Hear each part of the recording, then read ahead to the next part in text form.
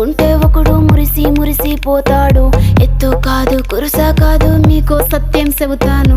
అందిన ద్రాక్ష తీపి మీకు మీ మగ బుద్ధి వంకర బుద్ధి. అంటావా మావా అంటావా మావా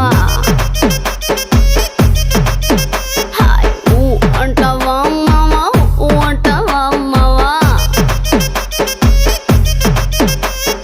బొద్దు బొద్దుకుంటే ఒకడు ముద్దుగున్నావంటాడు.